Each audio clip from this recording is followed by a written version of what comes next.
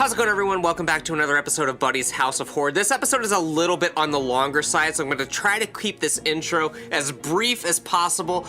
This episode's a little bit all over the place. We went into it without knowing what we were going to talk about. We knew we wanted to discuss some of the horror films we were looking forward to in 2022 and look back on some of the films that we watched in 2021. So this is sort of our looking forward to 2022 podcast and looking back at the year previous episode. Of course, the new film Scream came out, so we spent a little bit of time talking about Scream. The day we recorded this, the trailer for Texas Chainsaw Massacre dropped, so of course we talked about that as well. But as far as the episode goes, there was no real structure to it. We sort of went with the flow. It's sort of like an episode of Brain Damage, which we need to bring back. We hope to bring back Brain Damage very, very soon. So if you guys have any ideas of what you want us to talk about on Brain Damage, let me know down in the comments below if you're over on YouTube. If you are on YouTube, make sure you're subscribing to the show, clicking that notification bell so you know when new episodes of my shows come out, and of course subscribe on Apple Podcasts, Spotify, wherever you listen to the show. But yeah, this was a really fun, laid-back episode to do, and we're just gonna get right to the conversation. So without further ado, let's get spooky.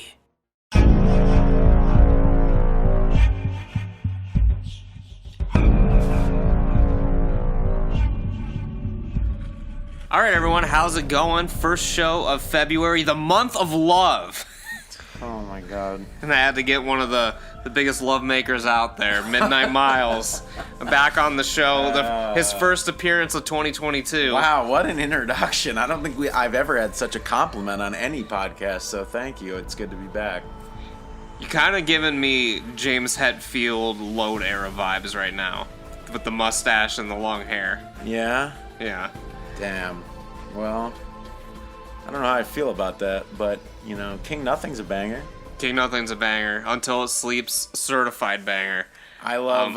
underrated album. I've always wanted to do a podcast like with Jared, like years back. I was like, we need to rank the Metallica albums when there were 10 of them, because the 10th one had just come out or whatever, the Hardwired, and it never happened. But I would rank Load pretty high. Reload I'm not as big of a fan of, but Load, like, bro, it hits. It's good, yeah, no, it's got some fucking tracks. I will say the one song from that era, because I'm going to lump Reload into that, but I really like The Memory Remains. When I'm at the bar, if I'm at like a fucking country bar, dive bar, small town, you know, Beulah bar, I used to have, you know, like maybe like a set 5 or 6 songs I'd play. You know, I'm always throwing The Memory Remains on there for some reason. It's always a bar song. It's always a Jared house party song too. I think because of me. I think because I'm like, oh, where's that playlist? And I just like sneak The Memory Remains on there.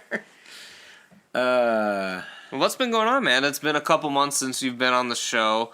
Obviously, it is now 2022. We didn't do a best of 2021 show, so I figured maybe we sort of round things out from last year. Like, what were some of the films we watched, albums we listened to, whatever, just some of our favorites of the year, favorite game. I'll take us back to October just for a minute, because I think you see what I'm drinking here. Drinking this Foster's. And you pressured me to get this at Cinema Wasteland weekend. Oh God, this is the same beer. Like an infamous can. This is an infamous. Can you tell the story of Foster's? How did you get me to get this thing? You said something like, "Oh, that's a brand beer or something." That's a beer right there, bro. I don't know. Cinema Wasteland weekend. It all kind of. It's funny you brought that up because I was looking up to see some of the events and stuff. And like films and stuff like that for this year today. Today's the first time I looked. I'm like, okay, we're about 2 months, a little over 2 months out from Cinema Wasteland. For the April one, yeah. So, and they got a lot of kind of like 50 schlock films are showing. So, a lot of like early Roger Corman stuff. So I feel like they're really throwing it back this April Expo. You know, usually they try to get a lot of stuff between like the 60s to 80s, but 4 or 5 films from the 50s on there, so I'm kind of stoked because, you know, I like a lot of the crazy sci-fi and, you know, monster movies that are like, you know, giant, like, let's say like Them or things like that, right, you know, yeah. But There's a lot of those that I haven't seen. The nuclear age film, Yeah, man. yes, When we yes. transitioned out of, we're going to have our monster mashes, the Wolfmans and Draculas and stuff like that, because they're like, well, the shit that's scary right now is nuclear war, so you get your Godzillas and your Beast of 20,000 Fathoms and... Or your UFO, the imminent UFO invasion that was coming any day now, you know? Yeah, any day. But yeah, Cinema Wasteland last year, the last weekend where I felt alive, basically. Yeah. That was a good weekend. That was a Because really we went fun to that, weekend. we had the microwave show the following day, and we recorded the random horror thoughts after the microwave show. So that was a hell of a weekend. I had so many good ideas for that podcast, and I don't know. I listened to it back. A couple of them, I think maybe like 2 of 10 came out, but it was a pretty fun podcast. Probably, what would you say, one of the more fun ones we did last year? Because there was no that preparation. It was just it was a very spontaneous show. Hoping to do another one of those again pretty soon.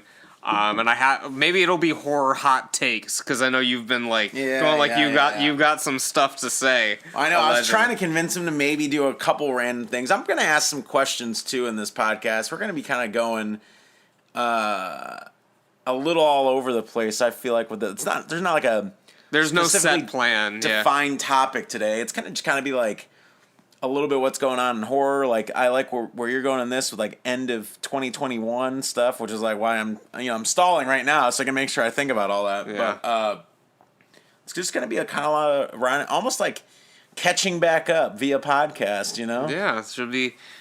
Well, because here's the thing: out of the horror films I saw in 2021, as far as new releases, I was pretty underwhelmed in general. Just with. Because, I was, scrolling back through my Letterboxd the other day, and out of, the new release horror that I saw, there was, 4 or 5, and most of them we've talked about already on other shows, Brain Damage, we kind of went over the 2, I'm not going to say the 2 biggest ones, but 2 of the bigger ones. Malignant, which I absolutely loved, and then Candyman, which I also really enjoyed as well. Yeah, and then we talked about Halloween Kills as well. Right. But the only one we didn't really talk about, and it's borderline if you would call this a horror film or not, and we saw this together, was Titan. Yeah. Which was probably out of the horror films I saw probably the highest quality one that we watched. That was probably, if I had to put together a top 5 out of the top of my head of stuff I watched last year, I'd put that in my top 5, maybe even top 3 to be. At the time, it was going to be up there. What month? I think I had It was when Dylan came up, whenever that was, November. I think I was going to put that in the top 3, and it still might be, but I was a really big fan of Dune this past year. That one I really, really loved that. So that was definitely probably top 2. I'm not sure what my number 1 would be, but Dune, that could be Dune, you know. I think it was my highest reviewed film on highest reviewed film. Yeah, I put it 4.5 stars. I don't know I still haven't seen it yet. No, but as far as films in general, for me, it was either Titan, and then I liked Spider-Man, but I don't think I'm ever gonna watch Spider-Man again. I don't know. It was a good film, but I'm not really a Marvel guy, I guess. I think it was one of the best Marvel films that they've ever produced. I mean, the Spider-Man series, this new trilogy, I know we're getting away from horror a little bit, but I really wasn't a huge fan of Homecoming. It's not that it wasn't good, it was just there. It's it was just another retelling origin story, and I'm like, all right, come on, man. Right. I've seen this 3 times in my lifetime already. This is the 3rd time. It's kind of beating a dead horse for me, but I really liked what was the last one? No Way Home? Or Far From Home. Far From Home was the second one. Yeah, okay. Far From Home I liked a lot better. But they kind of took everything that worked from the first one, which you should do from every good sequel. Right. But they really made it their own and made a new film. They weren't trying to just, hey, we're bringing back the Green Goblin, we're bringing back whoever, try to make a more original film. And I really like that. And then this one, probably the nostalgia heavy parts were kind of why I was, a big fan of this, because, spoiler if you didn't see it, everyone knows. You can't hide it. But bringing all three Spider-Man like cinematic timelines together in one film is a pretty incredible feat, in my opinion. Yeah, and like the thing about it that made it so great was not only was it fan service, it was like fan service while also expanding the lore and making it, because like I don't know, like Star Wars, whatever, the Force Awakens, it's basically fan services are retelling the same. Like this one, Yeah. it tried to tell its own like original story, and it did good things without just relying solely on the fan service. Yes, yeah, I agree with that. This is a girthy can, by the way. This That is- Foster's, Bro, this is girthy bro. is the word for it. It's pretty large. It's Australian for beer, bro. Yeah. I really liked VHS 94. That was a good one. We didn't talk about that one on the podcast, but I did a solo show about You VHS did. 94. Tell us about it, because you weren't in on the conversation. Tell us. I really... I think you were disappointed in my thoughts, because I think you listened to that episode. You guys, I did. You're right, I did. You guys, well, and even Jared talked about it in person, didn't, really didn't like, what was it, the second one, where it was like the robotics and they were It was taking the people's third. lives? It was the third one. Yeah. Was it the third one? Okay. Yeah. But I thought it was good. That wasn't the best one, but the other three were fucking strong. It's just the wraparound story, which we just talked about that recently. I feel like I'm having the same conversation, but the ending was just so bad. It was like it was almost like they didn't have an ending at all, and they're like, "Fuck, let's just throw something together real quick." Right. But really liked VHS 94. Ratma, the new horror icon of 2021, the biggest star in horror A in true 2021. king. Yeah. Fucking the Columbus legend. The fact that it was filmed they said it was in Westerville, which is like Right. northern Columbus, or is it what? Should be west because Westerville, West but Columbus. Yeah. Is it I one? think. Okay. I don't know.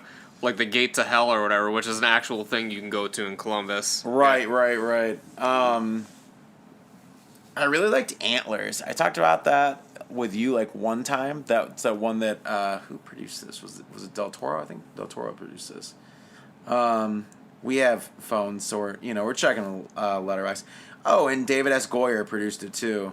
Who produced like The Dark Knight, and Right, stuff yeah. like that. So, but it was a really cool kind of like. I like when horror films are set in the exact moment and like they're depicting what's going on in America in the moment. Let's just say because it's an American horror film. Like a lot of it, like the side story was like talking about how small towns have been ravaged by opioid addiction and things like that. And I feel like a lot of films, maybe some dramas here and there, stuff like that, but like hadn't really addressed that to Right. like, how it is. And some of it kind of hit home, like seeing places that I've lived before and seeing like very similar problems. But it also had one of my favorite, I don't want to say urban legends, but kind of, the Wendigo. The Wendigo, bro. Wendigo. I always say the Wendigo because I think it sounds better. But yeah, Wendigo. But I like the full frontal shots they had of this version of the creature, and like the gore. And I really liked it. Had Carrie Russell, who I like. Carrie Russell. I think sometimes she's underrated. And I hadn't seen her or anything in a while, but I don't know. I just really, really, really liked Antlers a lot, and I don't know. Maybe something I think you should check out. Sometime But I should think it's watch. underrated. I don't know. I feel like it kind of snuck out at a weird time. Did decently well in theaters considering the whole pandemic thing, but I feel like more people should have been talking about it at the end of the year because it was good. So at work, we just got this brand new board game. I doubt you've heard of it. I don't think you're a board game aficionado, but I am not. It's called Horrified American Monsters. And I'm thinking about getting it, and we should play it sometime. It's I'm literally down. a game where, like, I looked up a little bit about it online. It's on the cover of the game. You have Bigfoot, Chupacabra, the Wendigo, and Mothman. And I think there's one other monster on there, but basically you're fighting these monsters like in the Fuck yeah. fucking board game. So should have a board game night soon. Your That'd boy be the fun. Wendigo. Oh, the Jersey Devil. That's the other one. Jersey. Oh yeah, okay, that makes sense. So it's like American Cryptids. It's called Horrified American Monsters. I think it's called. So interesting That sounds stuff. good. It's hard to talk about like album of the year and relate it to horror. So just the only album this year that really, really stuck out is the Turnstile album, obviously. Turnstile, for me. I feel like it was on everyone's list. I really think that the new Brockhampton album was probably my favorite album of the year. And then if I was going to do a top 3, Nothing Nowhere, Trauma Factory, and then probably Grayscale Umbra, which is weird because it's 2 kind of hip-hop albums and then a pop album, but that was kind of like... I feel like it was a really good year for like punk and hardcore music, though, especially hardcore, 'cause so many bands kind of came out of nowhere.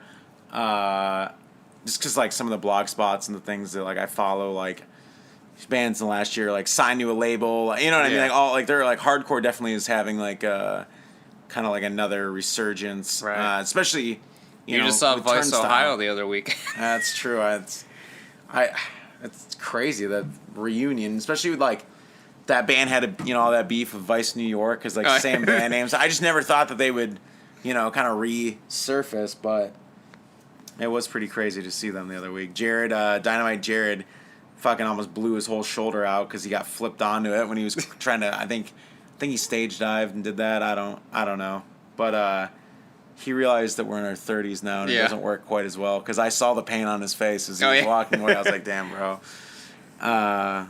But yeah, it's really. Did you have anything more besides like 2? Could you do top 3 albums or I don't know. I can't like this whole year of music is like such a blur. There's not really too many new release albums I listened to this year. Like I got into some other stuff, but not so much new releases. Same with games. Like the only game that came out this year that I played a fuck ton was Resident Evil, and we already talked about that. What culture? Quite a bit. What culture said that Resident Evil Village was the #1 game in 2021? I was very surprised they put it over some of the other big hitters that came out. Yeah. Especially like Halo Infinite and stuff like that coming out at the end of the year. Right. But they said Village is like the perfect way to do like a current to next gen, whatever you want to call like a modern blockbuster game where it was still very exploration heavy, but it was contained enough, had the side quests, had the really epic moments and the good fights. Like they just said like that's how to make like a AAA action adventure horror game. Like, but even going beyond, they said like they still think that's one of the best examples of just incredible game making on every every aspect. So yeah, because besides that, all the games I played were from like the year previous because I didn't have a PS5 until like midway through the year, so I was catching up on like Spider-Man, Demon's Souls, stuff like that, but that all came out in 2020. So I really like the new Life is Strange, but I really, really like that series. This new one, shout out to Midnight Marissa for getting me that for Christmas, by the way, and I smashed that game out in like 5 days, which I normally don't do, but it's not an overly long game, but that was really cool. It was a little more linear than the first 2 in certain aspects of like, it's kind of like a choose your own adventure, But man, they know how to grip you with a story, man. Fuck, right off the bat, those games like the first half hour, you're like, like you're just in it, Yeah.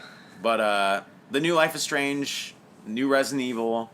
I feel like there was something else I played that came out this year that was good, but this last year it's spoiler, it's the 31st of January 2022. January 31st, yeah. So we're technically, just bear with us. It was last year, but I feel like Village, Village really was like, I'm a little bit partial, towards Resident Evil, but it really was quite the game. Yeah. I don't know how many fucking times I've beaten it now, but it's a lot. It might be in the double digits. You pulled a me on the game. Jesus, I've only beaten it twice. You fucking... I went crazy. Did you beat it with a knife yet? Yeah. You did beat it with a knife? I beat it with the only... Look at this Giga Chad over here, as they like to say. The only trophy I have left is the one where you get like the triple S ranks on like the mercenary, and it's like there's no way I could ever do that. I got decent at the mercenaries thing, like pretty good, and it was still like to get anything above an A, like I think I got an S like once, and I almost shit myself doing it. Like the only way I can fathom being able to do it is literally just watching a tutorial and doing exactly what that person does, which I don't really feel like doing. To get the triple S's, you would have to play probably each of the missions like 100 times. I know like, people are like, no, you wouldn't. But those dudes getting the triple S's have the map like every Everything spawn point memorized. And then you basically have to have all the weapon upgrades. So you're looking at a fucking werewolf and it dies. Like it's like dead, like one shot, one hit, you know. There's no other way to do it. You know what I mean? It's just, especially because some of those, like the one where you're kind of like out in like the castle grounds, there's like fucking like 40 or 50 enemies in that fucking. I will say I'll have my own Giga Chad moment. I did do a fucking perfect run and killed all 40 or 50 enemies in one combo. Well, but I think I did that. Didn't I do that? I did one high one in front of you. Jared was the one that got your fucking like 30 kill combat trophy. You thought I was gonna get it, but I showed Jared that night. Goddamn, Jared and his late night video games. The night that I went to bed. And we stayed up. We're like, oh, let's play Village. I was like, I want to help Buddy get this trophy, and like, then I was like, explain to Jared like, keep running, you know, run and gun, do this, get this, and by his like third round, he was like, boom, boom, boom. He got the 32. I got 29, and I was running up right on one, and the fucking thing ran out. But we stayed up. I think we played fucking Village Mercenaries for like 3 hours of your PS5 one night. I think you did, because I had to work in the morning, and you guys were just on the here. I think that was the latest. I left like 3 in the morning, 4 in the morning, and that's not normal of me as a 33-year-old man. Well, yeah, 20. I feel like film wise, you talked about it, but I didn't really. I did love Malignant. I saw it with the whole HBO Max thing at home, and I was jumping and screaming once, you know, the whole big. Oh yeah, because you didn't watch it with the rest of us. No, I watched it I watched it with Midnight Marissa, but you know, I really loved the new Resident Evil film, but they really dumped that into theaters, like no fucking promotion. I've heard horrible things about it, but you've been really been a champion of the film. It comes out February 8th on Blu-ray. Bro, I'm going day one and getting that shit, and we're gonna have to watch it. All right. So, shit, that's only about 2 weeks away. Not even 2 weeks. 8 days away, whatever. 8 days away, yeah. I heard it's basically a made-for-TV movie. Like they said, it's like. To be honest, they did incredible things with the fucking budget. Like they really the film. I think was made for $25 million, and it definitely looks like more than that. Like I was kind of when I looked at the budget, I'm like. Jesus Christ, they made this for that, you know? Is there some cheesy CG and stuff like that? Yeah, but I feel like the Resident Evil and the era, like when I think of those games it's from, it's like little weirdos, cheesy CG doesn't bother me at all, you know? I'm willing to give it a chance. So if you're going day one, are you getting you're getting the? I'm just getting the Blu-ray, not the 4K. Yeah, because you don't have the. I have the PS4 Pro that which is the dumbest shit ever. Doesn't play. I play games 4K. I have a 4K TV. I have the new HDMI cord. I have everything, but I can't play a 4K Blu-ray on my fucking PS4 Pro.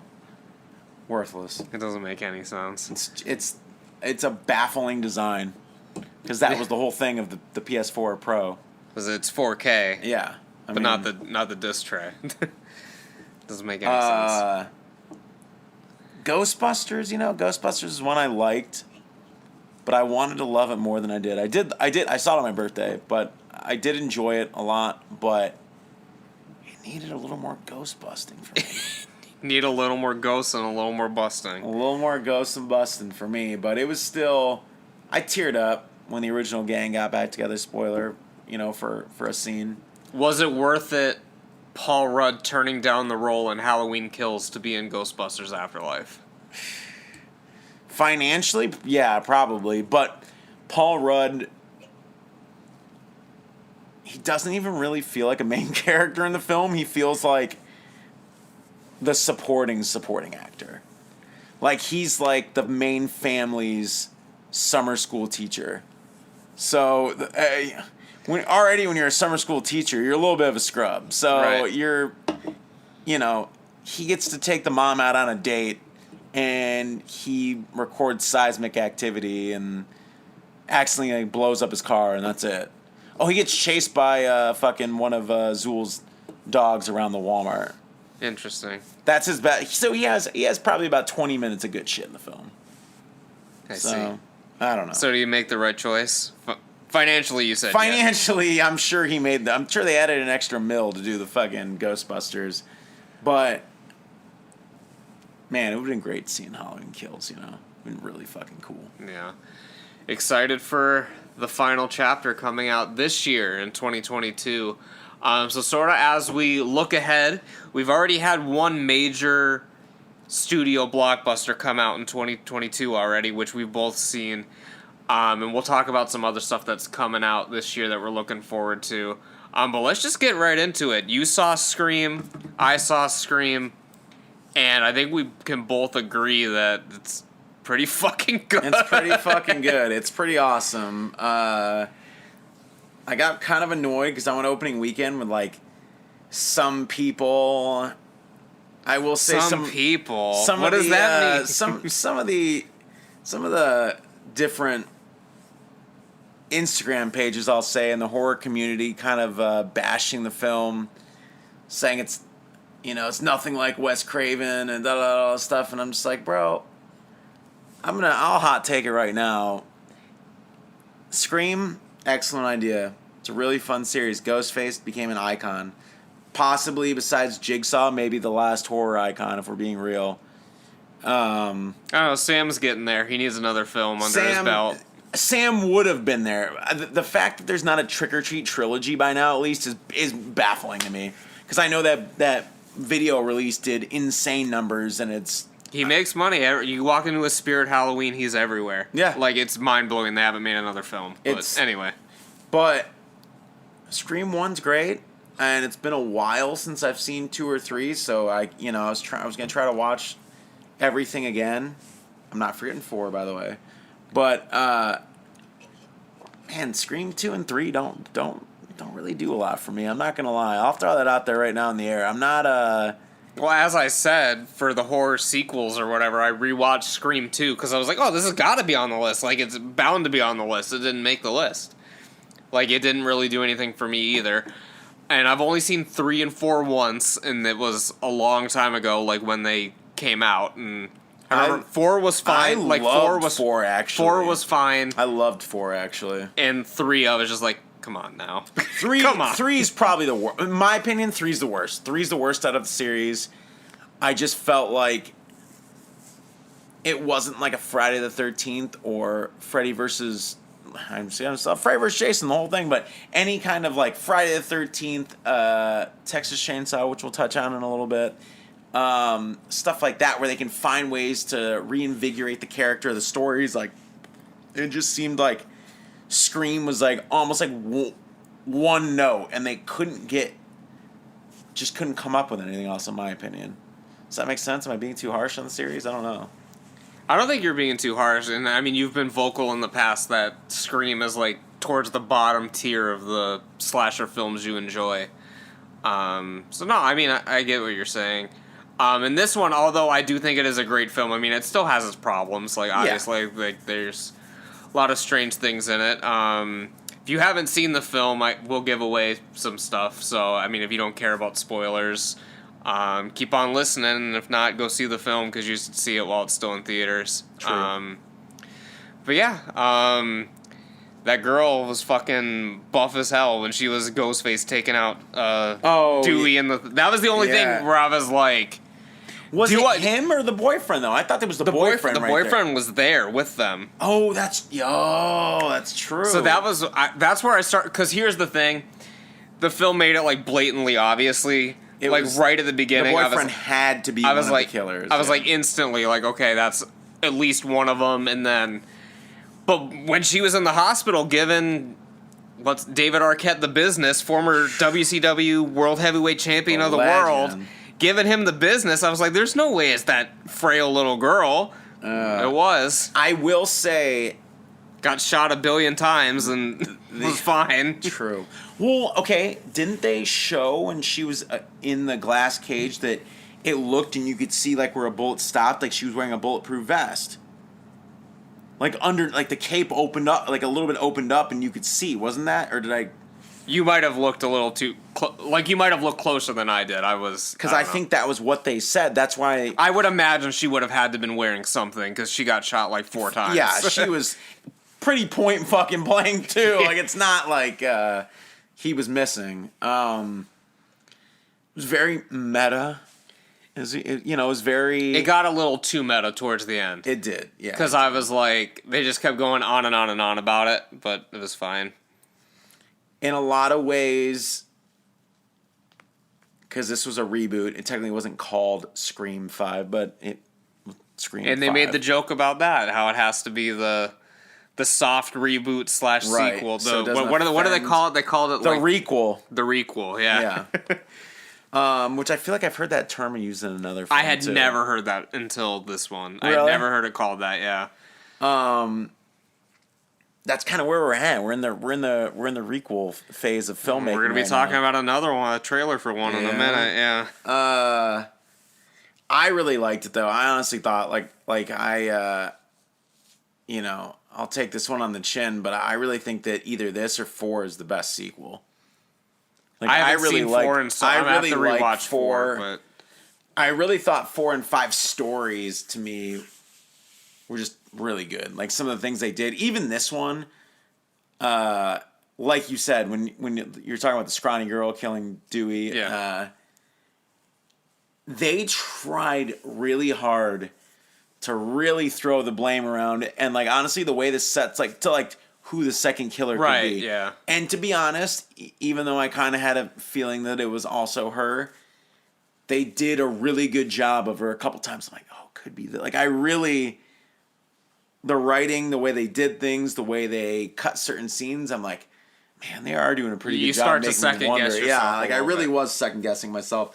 I thought the stabbings were really brutal in this. More so, I don't know, just the way the kills were good. The kills were like the one where it comes out this other side of the neck and it's kind of like playing with it, almost playing with like. I was like, God, just some of the stabbing. It just felt almost a little too real for me. Like I was actually like not uncomfortable, but I was like, oh, this is like my body knows this is pretty fucking violent. Yeah, you know? Like more realistic. Yeah. Other than story was great, writing was great. And like I said, it does get very meta, and it gets like towards the end, it's just like so on the head that it's like annoying almost. Yeah. But like it's even meta like. Because the whole thing is like based around, the Scream movies exist in this universe. They're called the Stab movies. It's like based off of this. But like the thing that like really got me about how meta it was literally David Arquette and Courtney Cox like talking about their failed relationship. And I'm like, oh my god, yeah. And I was like, Kat, like this happened in real life, like for real. Yeah, it was. Yeah, it was a little bit. I heard they weren't obviously too fond of being on screen at the same time. Oh really? Doing that, I get. That was what I was told, but I could be wrong, obviously. But I mean, you're kind of forced to in that. So she's probably like, if they do another one, bring her back. Like, oh, thank God, Dewey's dead. I don't see that fucking asshole again. Yeah. Well, today the big story I guess out was the Texas Chainsaw. We'll call it the requel, the reboot, the Texas Chainsaw Massacre requel. Which trailer dropped today, and it comes out in 3 weeks. Comes out in 3 weeks, doing the same exact thing these other films have done. Literally, I'm watching the trailer, and it's like 50 years ago. I'm coming back for him now. I'm like, oh my god! So this is Halloween again. That's the, like, that was the big. It just felt so blatant. Even the way they cut the trailer and some of the shots, I'm like, and like now they're all like Harlow's or whatever. Like they have that mini like downtown area, and I'm like, oh my god, it's their Haddonfield. Like it's like literally like it's like, oh now he has a city, a little abandoned city to fucking roam and kill people in. I liked how different the mask was, though, from like all the other. Oh yeah, I thought it looked cool. Just looked like absolute shit. Like it'd been aged legit 50 years. Like looked bad. I don't understand. Obviously, the story. We don't understand the story yet because it's just the trailer. But everyone is being bussed into this town. Did you notice that the old time bus? Yeah, because it's like just rebuild a new community and like, yeah. and they're like it's kind of a weird concept because like first of all, it didn't look like they had done anything to the town yet, and they just dropped like 30 fucking people off in the center of it. They didn't even know that the one house was obviously occupied, which seems to be the main group of characters just walks into. Yeah. And, For you know, some like reason, I will say the Texas Chainsaw films have a very interesting history and all sorts of ups and downs, but so far from this trailer, this story looks like it could be one of the weirder ones. I'm not really sure what the fuck is going to happen. I know it's going to be bad. Like, I know that instantly. And not just because Netflix is doing it, which has a big part of it. I know it's going to be way too Netflixy.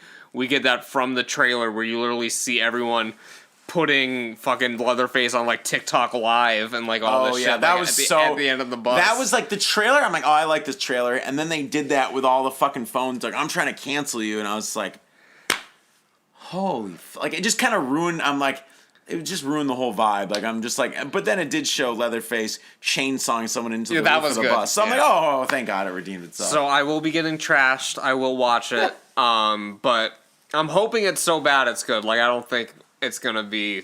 You can call it a good film, and that's hard to say that 'cause just basing it off of essentially like the first trail. It is the first trailer. I hadn't even heard that they were doing this until recently. No, they released that like not a trailer, but that poster like 2020. Because what's his face from the guy who directed the Evil Dead remake and did the Don't Breathe films, he produced this, and I think he helped write this.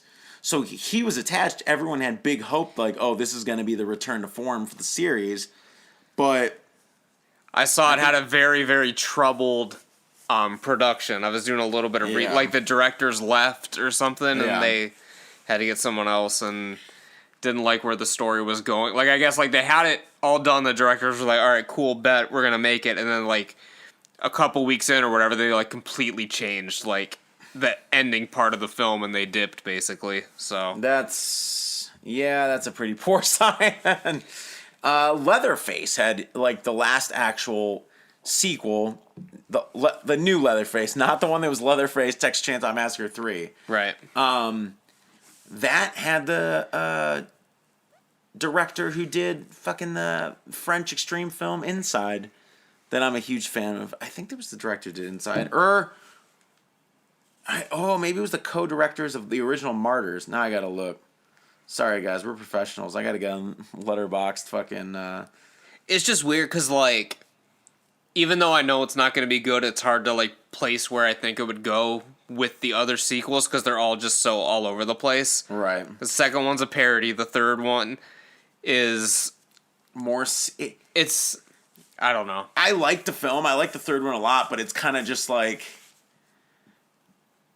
in that weird 90s slump that we've talked about on the show before, where it was like good horror films for a few years there were not coming out at all. Couple of these sequel like franchises would like pop one in every year. You know, you'd get like Nightmare on Elm Street, Freddy's Dead, then they're like, oh well, maybe we can do a fucking Texas Chainsaw 3 this year. Then the next year is like, you know, Halloween, The Curse of Michael Myers. You kind of get that weird early 90s where it's like once a year they tried to throw a horror film out and just see what stuck, but the directors of Inside, and they did stuff for ABC's of Death. But I mean, the thing is like they've had people that should have been able to make the Texas Chainsaw films, like promising producers or writers or directors, and then you just hear the production all goes to hell because there's too many fucking hands at the bottom. But Lionsgate produced Leatherface, and they've had I think they've been pretty notorious the past handful of years, just fucking their own productions up. So the whole Hellboy sounds great. The whole Hellboy thing where they just fucking went in and redid so many parts of that franchise and stuff. Just killing good properties, you know. Yeah. But we'll see. We'll see what it is. It's probably gonna be shit, but Yeah, I'll check it out though. I mean, I'm not gonna judge it too harshly until I see it. But yeah, I don't think it's gonna be good. The only one I actually like truly think front to back is a good one is the first one. And even then, I don't think it's like top tier or anything. Like I appreciate it for its historical significance. I like the way it was shot. Documentary style feel. It's probably the most real like horror film I can think of off the top of my head at this moment. yeah. And that's something like the sequels that they just never nailed because it always looks like way too slick. Blair Witch Project's pretty real looking. I don't know. Well, I love the Blair Witch, by the way, everyone, for the podcast. That isn't found footage. Okay, Like it's a film that's... No, I agree. Yeah, I know. Between the documentary style and stuff like that. George A. Romero, The Crazies is pretty... It still looks, I guess, pretty fucking... It has a very real feel because it's like something that could 100% happen. Yeah. Last time I watched that was February or January 2021. It's about a year ago, and I'm just like... God, every time I watch George A. Romero's The Crazies, it just gets better and better. But when are we gonna watch the Lost film? The amusement park. The amusement park. Yeah. I haven't watched it. I know. I do want to watch it. I know It's on Shudder. I know some people haven't been a big fan of it. It's weird having it released after his death because he probably, you know. A lot of times, just like with musicians, when something wasn't released while they were alive, they didn't really want it released, you know, for whatever reason. But it would be cool to see a piece of history. It's kind of shocking that I have not seen it yet, to be honest. But it's been out for over a year, right? Has it? I don't know. Fear Street was another big thing in 2021. Oh yeah, all we the watched casuals. I didn't watch the third one, but You still haven't to this day. I still have not watched the third one. I probably will one of these days. Well, because originally that was supposed to be the debut of Brain Damage. We were gonna review all the films, and then classic us though. I think you guys want to watch it on a Sunday night at fucking like 11:30. we watched it. We watched it in like Beulah or something, and you were. Oh yeah, because Jared's like, oh yeah, you got to drive to Beulah to watch this. I'm like, fuck yeah. I probably never laughed harder in my life, and was like, no, and just like, fuck, I don't know, it was weird. But then I think you were going to watch it, and we were going to do the episode, but then Jared decided the films weren't going to age well, and no one was really going to care about the episode. Yeah, I guess maybe I'm the first person that's talked about them since they came out, but the first two were fun. There was some really crazy gore. Where it really wasn't what I expected the Fear Street series to be, but it was fun. That was for a minute. That was a big little horror. A little resurgence in July or like whenever that happened. Yeah, like July. But yeah, I mean, if you remember the first two, you may as well round it out and watch the third one. But I don't know. Can you even recall the first two? First one was they have the two sides of town. The one's like the shitty side of town, and it's like cursed or whatever, and like the rich whatever other side. There's that like bus crash, and like the one like the car crashes with the bus, right? You tell me. I guess you're remembering more than I do. And then it's coming back to me now as you say it. The sunny side and shady side. Yeah. And I remember obviously a second one because they're at the summer camp. Summer camp, and they kind of have like the camp like slasher, you know. But the one in the 90s, they go in the supermarket at the end, and it's all crazy, and that girl's head goes to like that cake cutter, meat cutter, or whatever. It's fucking crazy. Then the other one's like in Crucible times, and it's like 1666 is what it's called. 666, bro. It's cool that Netflix does that stuff sometimes. It's just like put out different horror properties because it's fun, but the problem with them being on Netflix is they have like it's just like regurgitated. You forget about it 15 minutes later. Have we talked about Bebop on any of the shows before? I don't think so. I don't think so, because you loved it.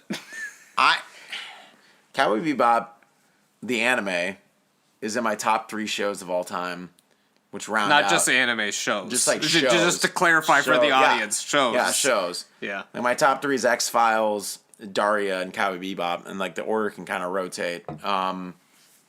But I just love, and thing is, like, a lot of you and Dynamite Jared are decently big anime fans, I would say. Did you just call Jared a decently big anime? He's a big anime The biggest weeb on the planet. Well, I mean, he's not compared to some of the fucking cats that go to, like, he's not LARPing outside of Circle K or something right now. But so there's bigger fans. But he would be. If it was a Final Fantasy LARP, he might be out there. But I really think that Cowboy Bebop is probably one of the animes that's aged the best in regards to just the storytelling is so fucking good. And the way that, even though half the episodes are story of the week, they manage to kind of find ways to make the main characters grow, and then it weaves into all of their individual, like, storylines and story episodes. And I don't know, it's just a very satisfying show, and it's a show that is just excellent to rewatch. Like, I'm watching it right now with Midnight Marissa, so she can watch the anime, because she watched the live action, and I rewatched it in 2020 because I'd got the Blu-rays literally as the world was shutting down. It was like work. We were worried about work shutting down and stuff, and I went on that Friday and bought a new hard drive for my PS4 and bought because I had like a gift card or something, and bought a new controller, and then bought Cowboy Bebop on Blu-ray. I was like, all right. Had a bunch of food stocked up at home. Like, I'm ready for the pandemic. Let's just fucking do it, Yeah. I know what you're saying, though. Like, it is, like, adventure of the week, but there's also progression. Like, it's not something that, like... I mean, Sailor Moon, like, they do it, too, but, like... I feel like in some shows, like, it's, like, Monster of the Week, but your characters are the same at the beginning as they are at the end. And Bebop, it's not really like that. Biggest example, Inuyasha.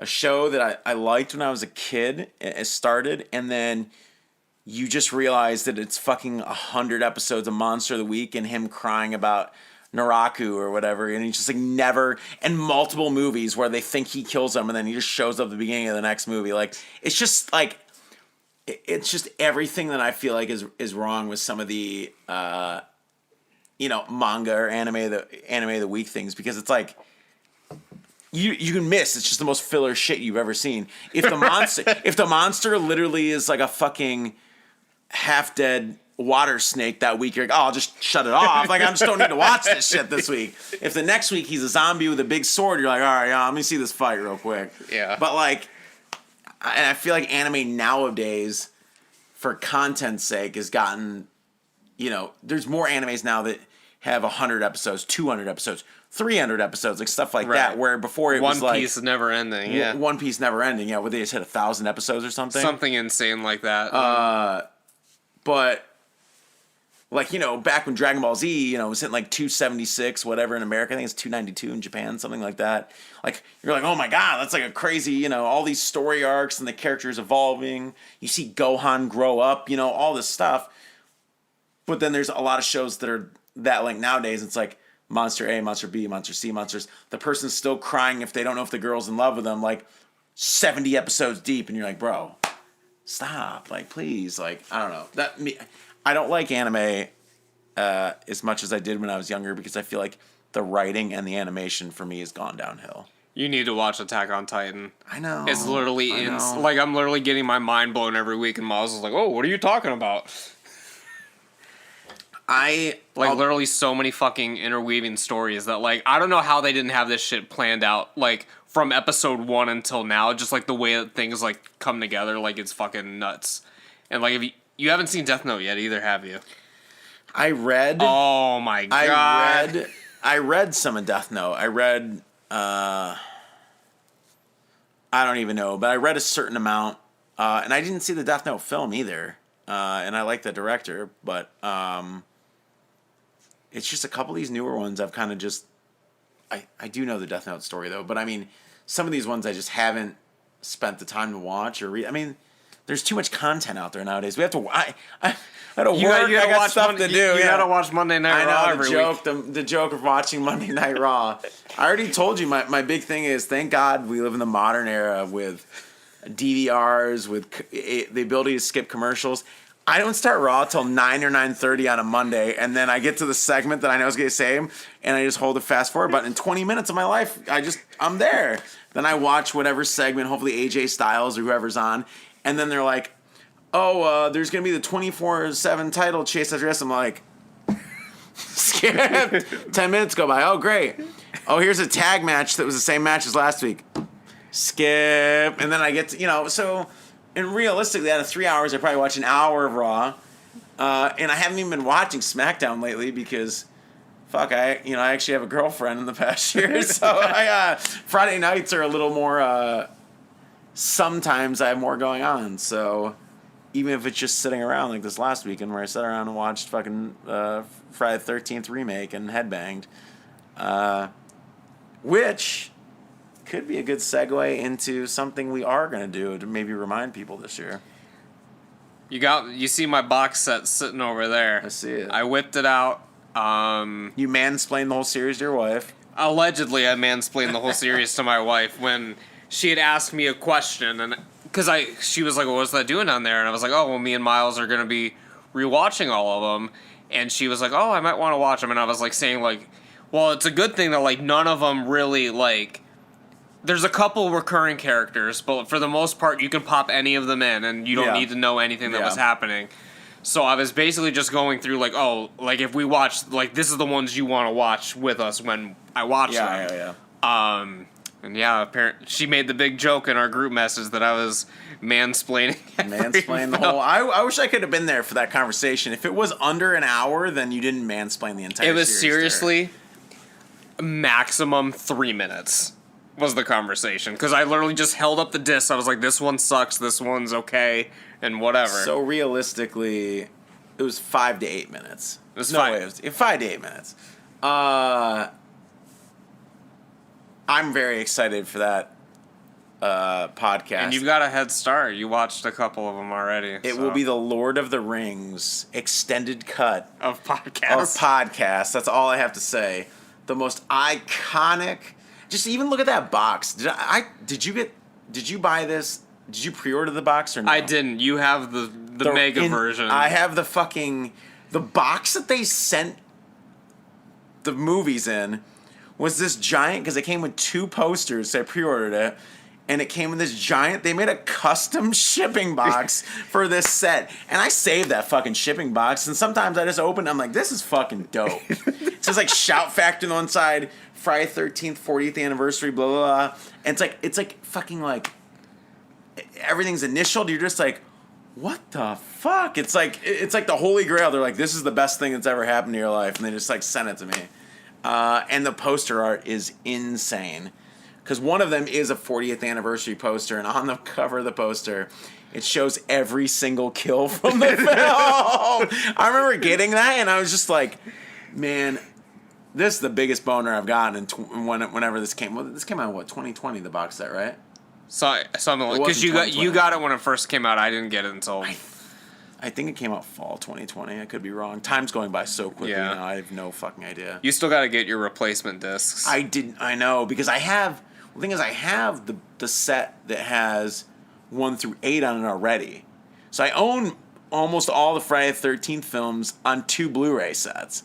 But still, you gotta get the good release. Bro. I know the long story is like they sent this, and this is partially why I waited to get it, because I was like, I don't know if there's gonna be like problems with it, because like they sort of announced it and then it just sort of happened, and lo and behold, there were like 3 discs on the set that are like fucked up. It's like the part 3 was messed up. Some of the 3D doesn't work in like one scene, and then like. I think Jason Goes to Hell was fucked up, and there was Jason Goes to Hell had 1 gore scene cut, just like out of randomly. Yeah, and then there was another one, but I can't remember what it was. But basically, all you had to do was like send like your receipt or whatever, and they'd ship you out the correction discs or whatever. I gotta do it. It's just hard when I've multiple. I think I have, and I've said this on one of the other podcasts, but I think I have 4 copies of Friday the 13th Part 2 right now on Blu-ray at least. Fuck. I just did my top, 21 through 50 films, and I on Letterboxd, go file them. I pissed off probably a few horror fans with my placement of Friday the 13th Part 2, but it's all right. Jared definitely didn't see it because I would have got some kind of fucking hell. There's no way he looked at your list. There's no way he doesn't. I could literally be like, Jared Latsy's the biggest piece of garbage I've ever met with the worst film taste. And he sucks at moshing, and he'll never hear this right now. He'll never hear any of this. If he does, I'll be blown away. But I guarantee you it's not going to happen. He's listened to a few episodes before. He's not going to get this deep into the episode. He's already fucking playing whatever daily anime game he has to fucking play to get his missions in or something. I don't know.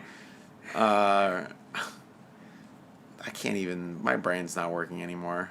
I've been wanting to rank my films on Letterboxd for so fucking long, and like it's hard. It was fun. I wrote down. I took a notepad and just kept writing down films. Like I would just like think of things, you know. And I sat with this big page of just 30, 40, 50, like even ones that didn't make this. And then I'm just like, oh, would I put this here? Would I put this here? You know, it was like kind of fun to do. I don't know. Go ahead though. Yeah. No, that's all. I wanted to do it for a while, and then I like started making a list like probably like 7 years ago or something on Letterboxd. I never finished it. What? How you? I'm such a dickhead though, but Friday the 13th Part 2 over Halloween, or like what's the original Halloween? Yeah. Well, you have Halloween 2 over the original Halloween. So like these are things I've come to expect from you. So like good. I don't like. Yeah. I was just like, thank God he has Godfather 1 ranked above Godfather 2. Bro, I'm so tired of people saying 2's. 2's incredible, but bro, Godfather 1 is beyond iconic. Beyond iconic. Like, what'd I put? Yeah, Godfather is my number 9 favorite film of all time. And it's true. Like, when I was a kid, AMC, bro, anytime fucking... It could literally be the best day of all time outside. I look at the old TV guide. I used to get them printed, you know, in the paper, and it'd be like, "Yo, Godfather starts at noon." I'd be like, "Well, I'm fucked. I'm not getting from noon to 3 p.m. in the afternoon on a Saturday. My fucking 14-year-old ass is watching The Godfather." I remember one of the first times they did the fucking Godfather trilogy on TV, and I hadn't seen 3 yet, and I was like, "Mom, I know you got to work today. I'm not going anywhere. When you go to work, I'll be sitting there. When you get off, I'll be sitting there. I'm watching the Godfather trilogy today on TV. All 9 hours with commercials and all." I remember getting through the end of that, and I felt like I seriously just masturbated for the first time and like ran a marathon. I'm just like sitting there sweating. I probably have like crumbs on me from something I ate. I probably pissed myself in the middle of it, and I'm like, wow, I just watched a guy's entire life. The ending of Godfather 3 is so sad. I can't spoil it. It was sad to me. I'm just like, wow. I still need to watch, because I got it on Blu-ray, the Godfather 3, like the recut of it, the one that Coppola did. Recut. I haven't watched it either. I haven't watched it either, but I got it, and I don't know, I'm curious to see what he does in it. But yeah. What's going on with your list? No, I just like laughing because, like, you know, sometimes you look at things later and you're like, huh.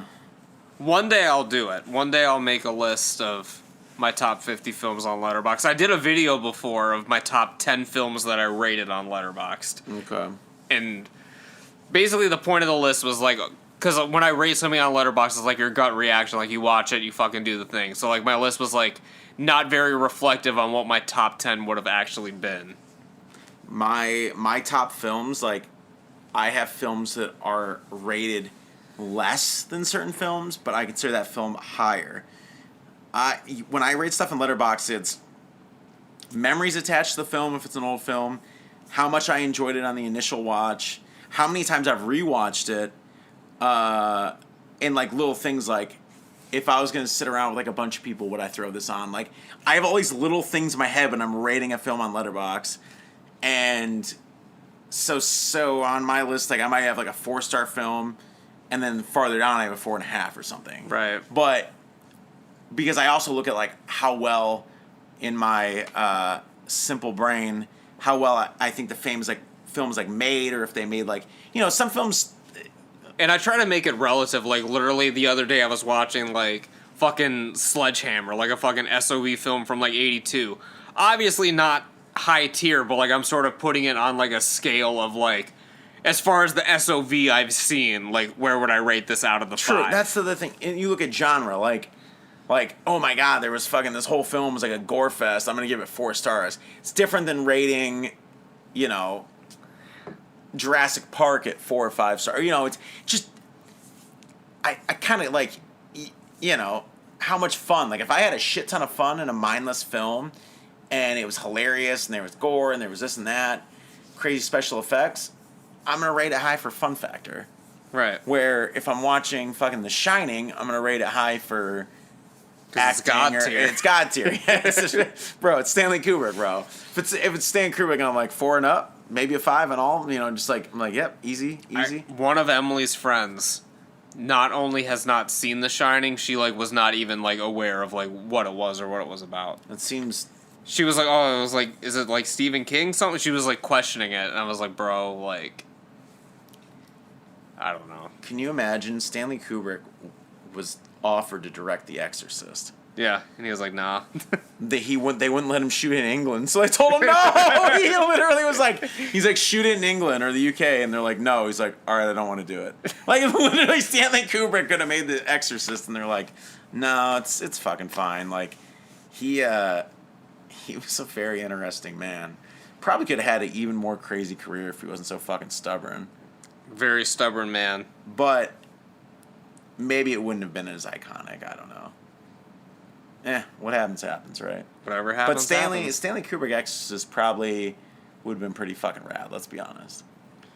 If only. If only. It might, the thing is though, it might not have had some of the crazy special effects that Probably not, honestly. the Blatty's version did. Like, the head turning the spider walk, for some reason I feel like Kubrick gonna be like, that's too fucking corny. Like, we need to do something that's It's like not realistic enough. the most realistic exorcism possession of all time. Like, you know, like, which probably would have been fucking awesome, but it might not have registered as well with horror fans as it did, even though I know The Shining's iconic, but still.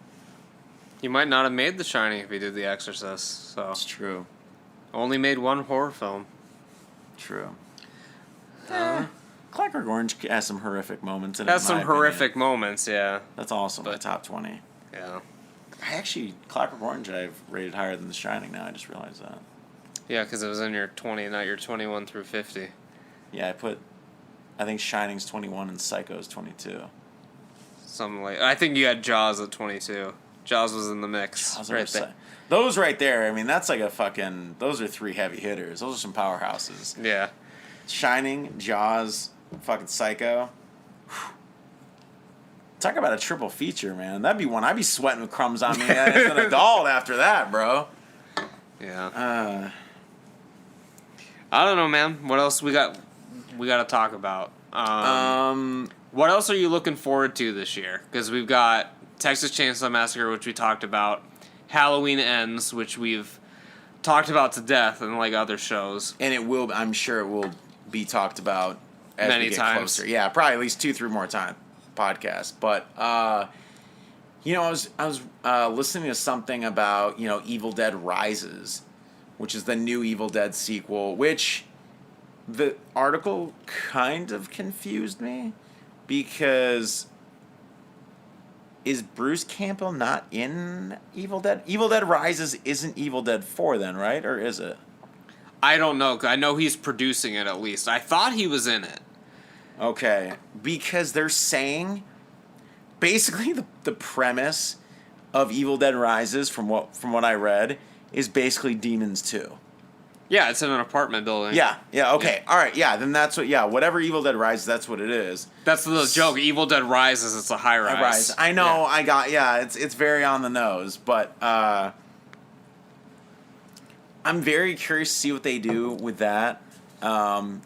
You know it's going to be insane, like in some regards. Like it's going to be, even if they keep it a little more, I don't want to use the word realistic because they're fucking deadites, but, you know, the little bit more crazy realism of the Evil Dead remake, you know, which I really liked, by the way. Yeah.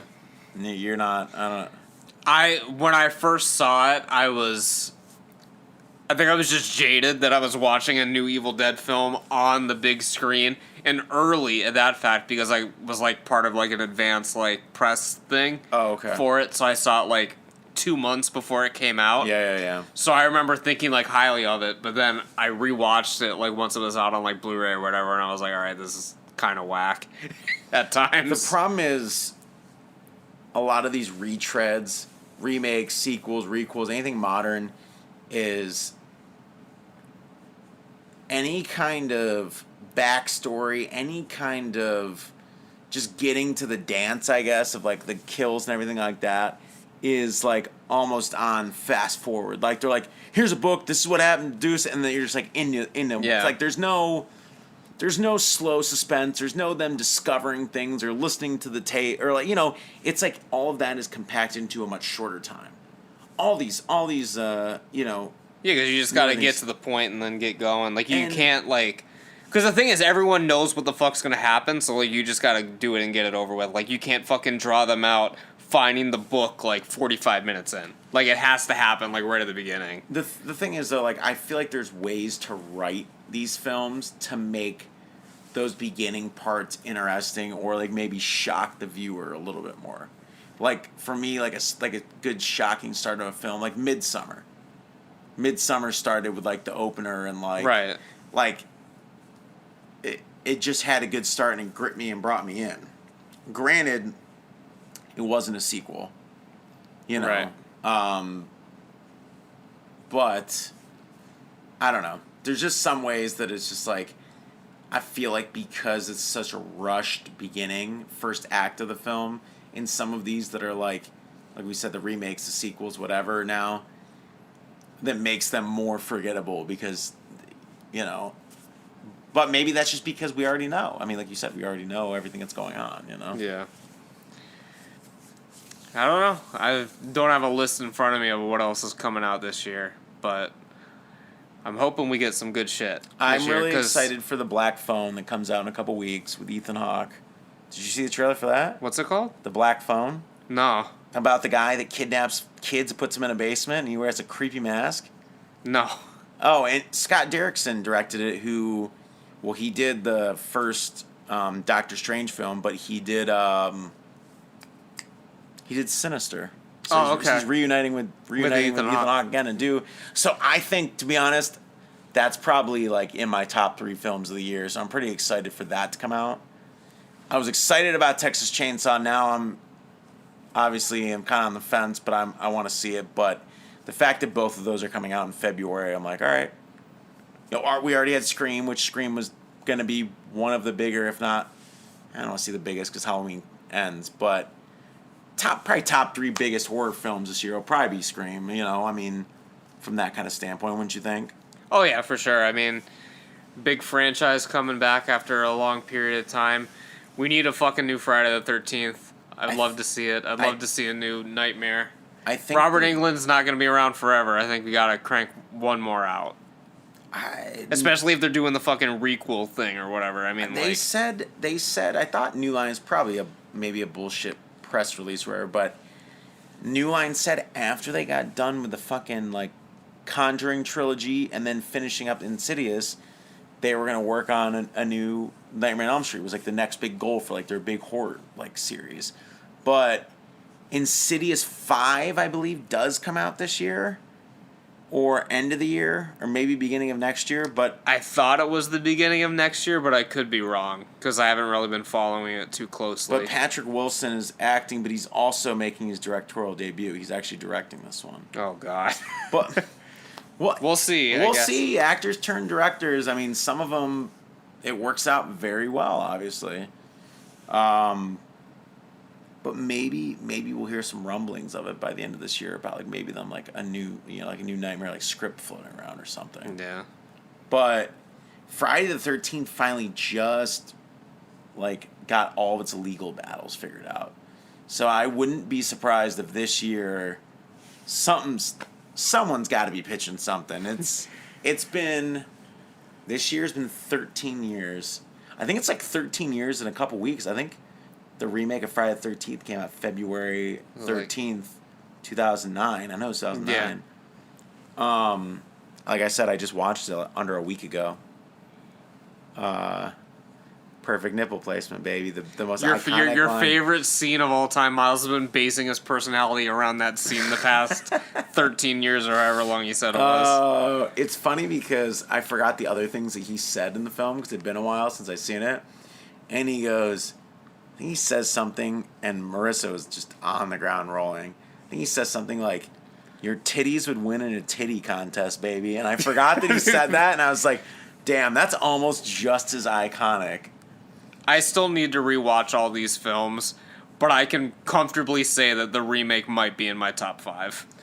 The remake is really brutal and really fun, and a lot really goes on in it because it's kind of like a remake of like the first like, three films in a little bit of a way. That beginning part when he's sackhead Jason before the actual like title screen. That's God, my it still hits. It still hits so hard. The best part of that fucking film is the random title card like 20 minutes in. Yeah, it's it's legit. Like it's like so far into. It's like comedically long how long it takes for the title card to come up. It's basically they shot an entire Friday the 13th Part 2 inspired short film, and then they're like, oh, by the way, and then they go on. It's like what's a mix of the first 3, but it's just like it's crazy. Yeah, I'm really hoping that for like a new Friday the 13th because there's been 2 of them that almost happened. I still think the sequel to the remake that was pitched was a Friday the 13th set in the snow. So I know it's a summer camp, but I think there's ways they could do the story to do that. You have people break into the camp in winter. So they're like, all right, no one's going to mess with us or whatever. We can sleep in this cabin, have a campfire, all this stuff. They could even do one that based with like adults. Like I mean, the whole thing is based on Jason. It's not based on summer camp. Like it doesn't have matter. A group of hunters. Like people are on a hunting trip, and they come across Crystal Lake, and Jason's like, "You're on my fucking property." Like just like that's all. That's how easy the story writes itself. You just need Jason. Yeah. And maybe, having... wow, fuck, New Line. I just gave you the fucking script. Just, there you go. Write it. I just attach the hunters. Just attach it. No, because, I mean, look. You could have guys that are, like, more seasoned outdoorsmen or people that have guns, have things, trying to fight Jason. And if you're going to keep him maybe a supernatural light, could come up with some pretty cool shit. I mean, Hatchet did it. Fucking Victor Crowley fought off like an entire SWAT team and ripped their insides out in front of him. So, God, I'd love a new Hatchet in 2022 or 2023. I gotta say that. Yeah. But, we trying to wrap this up probably? Yeah, I mean, I think we're at a good stopping point. There's gonna be, you got something else to say? I got a final thought to end this beginning of 2022 podcast. What are 3, and this was something I wanted to bring up earlier, what are 3 either horror shows, films, books, anything, just 3, like of any of those video games, things that you want to either watch, read, do in 2022. It doesn't have to be new, just something, and I'm going to answer the question too, something that you've put off for years. Almost like a confession of like something you want to finish before this year's over. So my New Year's resolution for this year actually was every month I wanted to watch an iconic like film, like not necessarily, it doesn't have to be a horror film, but like an iconic film that I've never seen before. Hell yeah. So that was my goal. So like I've got some horror films like on the list that I've never seen. Like I've never seen Last House on the Left. Like there's just some just like random just like horror films that for some reason I just like has eluded me. There's a lot of films that are on my list, like not necessarily horror, that I want to watch. I want to watch the What We Do in the Shadow show. We watched a few episodes of that. What'd you think of that? Yeah, what'd you think of? Well, because that was like another thing I was gonna bring up on the podcast, but yeah. Well, because like I loved the film, and I was like, all right, they're doing a show, and like in general, I don't watch a lot of shows because I'm more of a film person. It's like, all right, I'm gonna sit down, hour and a half, and it's done. Yeah. So I don't know. I might watch the show. It's nice because the episodes are only 25 minutes long. So it doesn't feel like such an investment. Yeah. Every episode's not an hour or 49 minutes or whatever. But I'm watching that still currently. I'm just getting through the first season. Really enjoying it, enjoying the new characters. They, because it's like different group of vampires. But I finished the Day of the Dead show, and I really liked that. Surprisingly, I didn't think I was. When it started, it was like a little raw, a little like mid 2000s TV for me, and then the writing, all the interwoven storylines. I'm like, all right, and then the fact that it was at the 10 o'clock hour, so the gore, like them hitting zombies with cars and their bodies exploding, zombies eating people's brains out of their heads like it's a fucking cereal bowl. I mean, I don't know. I really like the Dead series anyways. I don't know. Like, there's a lot of films that I want to watch this year, shows. There's no books off the top of my head that I want to really read this year. Basically because I haven't really been reading anything. But I still got to get you over here and we got to crank out some of these Resident Evil games. Soma too. I want to see Soma, man. You got to play Soma this year. We'll play Soma. We got to plan. There's so many things that we just want to do. It's just finding the time to do it. Live streaming me playing Deadly Premonition all the way through to, obviously. That's what all your viewers have been waiting for, listeners. But, okay, so you got... I'll take Last House on the Left, because Last House on the Left, I love that film. So, okay. Some of the games, Resident Evils, that's good. Good, you're good making progress with the horror games, as we've done the podcast about. Yeah. Yeah, what was... there wasn't really a third one, was there? What We Do in the Shadows. Oh, true. Oh, yeah, okay, that's good. Yeah, TV game, yeah. I want to finish the Phantasm series this year. That'd be a journey. Because That would be... I've had a few friends that just are obsessed over it, love it. People I wouldn't expect love that series, love it. And I rewatched the first one again in October, and I don't know, I really enjoyed it, but I always feel like I want to love Phantasm more than I do. Like, it should be one of those films I absolutely love because it's so quirky and all the different parts. It's like all the different parts. It's like, oh, these are things I love. But when the pieces are put together with that, something's missing for me. I don't know what it is. I watched the first Phantasm twice last year. Out of nowhere, because I watched the first one because I finally got a free trial for Shudder or whatever, and I was like, the first time I saw this years ago, I was like, all right, I don't really know if I get this, it's kind of out there and stuff, so I tried to do it because they have the Joe Bob's Last Drive-In or whatever. Oh, yeah, so I was like, all right, I'll watch it with Joe Bob. Hopefully he'll keep this grounded. I'll know what the fuck's going on. It made it fucking worse. Oh, really? He's just so off the rails. And then I watched it, Jared had it on at his house for some reason or whatever, so I saw it twice this year. If you want to have a good time, read the Letterboxd reviews for Phantasm. No, I'm serious. I got stuck the night after I watched it in October. I was reading reviews on Phantasm on Letterboxd for 10 minutes after, because people literally act like it's the they're like, yeah, it's a metaphor for this. It's just the breakdown on there. I'm just like, yeah. I don't think I've ever seen a film on Letterboxd where so many people had so many varying degrees of reviews. It was kind of interesting, but I'd like to finish all those. Rewatch some of them finished. I've never seen the last couple, but even though the trailer for the fifth one that was made so many years later, the trailer's so fucking bad for Ravager or whatever it's called. It's just, this talk about bad CG. Literally is one of the screens where the fucking ball's coming at the screen, and it literally looks like the fucking PS1 early level fucking CG. I'm like, bro, stop, dude. You had to put that in the trailer. At least hide it until they until they pay for their fucking ticket. Or they bought the fucking $10 on demand rental or whatever the fuck it was, because it was came out same day on demand. But I'd like to read. I have a lot of horror novels with certain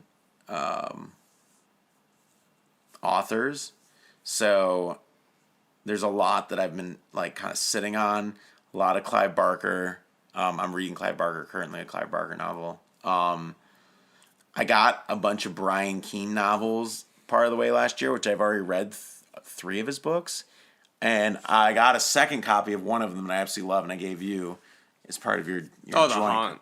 No, Ghoul. That's what I meant. Yeah. Which I watched the trailer for, the Chiller film. Oh, yeah, I saw that. I rented that when it came out. The problem is it's nothing really like the book, but that's fine. Yeah, I told you, I think, but the book, I read the book in my parents' basement and then fucking made me cry at the end of it. I read the first chapter because my wife was reading it first, and she read the first chapter, and she's like, "You got to read this. They're going to have like sex in a graveyard or something." Yeah, and I'm like, "This is such a Miles book instantly." Oh my god!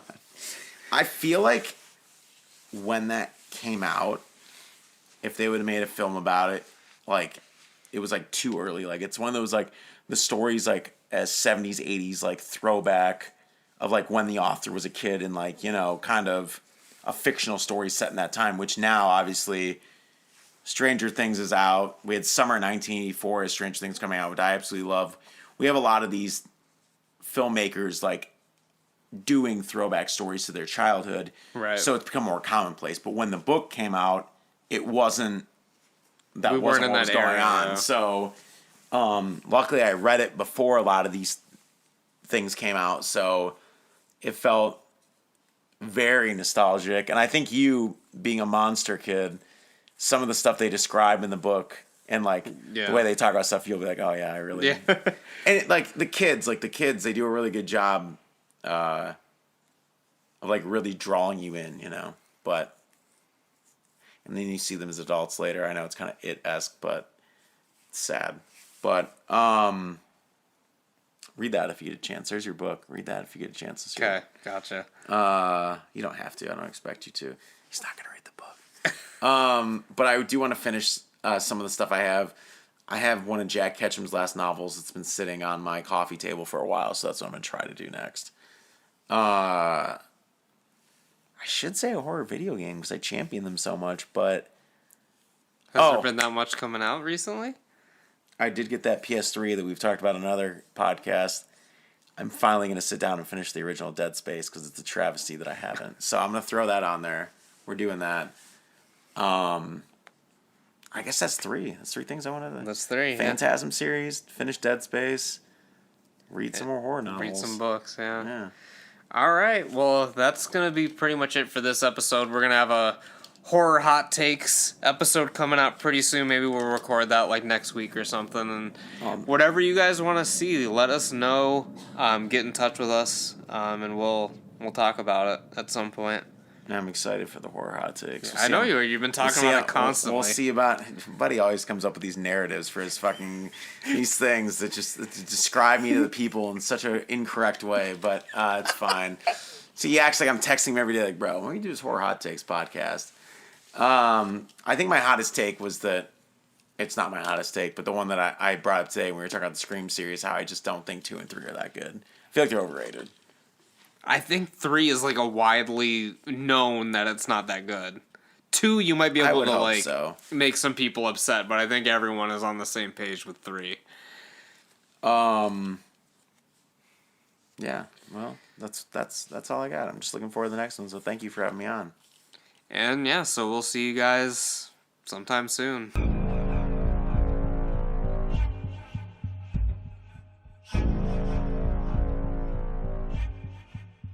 But that's about it for this time, you guys. I hope you enjoyed our episode of the podcast this week. Let us know what you guys want to hear from us in the future.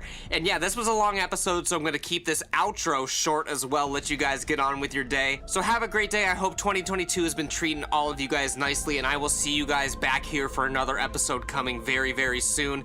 So with that, everyone, take care and stay spooky.